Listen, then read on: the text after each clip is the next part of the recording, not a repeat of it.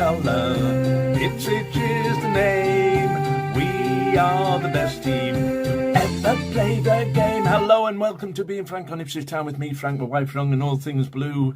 And it's very blue, isn't it, again today, in the sense that we lost yesterday to Preston, 3 goals down by half-time, some horrendous mistakes along the way. George Edmondson, well, he's a trier, but is he good enough? I'm not totally convinced he is. I think the best centre-half partnership we have at the present time would be Axel Zabi and partnering Cameron Burgess when he comes back from Australia, down under.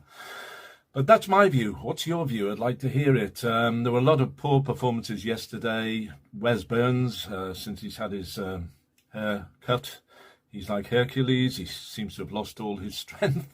And I have to say also, Connor Chaplin, his passing's terrible, you know. He scores goals, but he's wayward with his passing. He was in the Championship too. I alluded to this on Talking Town a few minutes ago.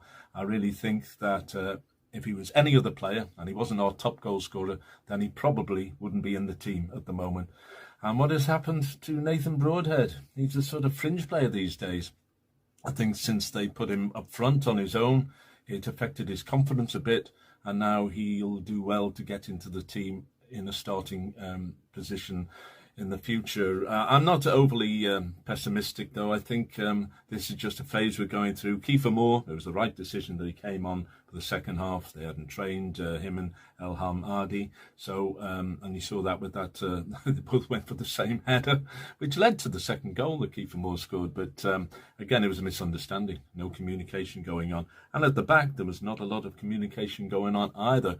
So a lot of things to review. I'm sure Kieran McKenna will review them. He has a whole week now to get the players trained properly and understanding each other's games, and maybe even getting to know each other's names. Who knows?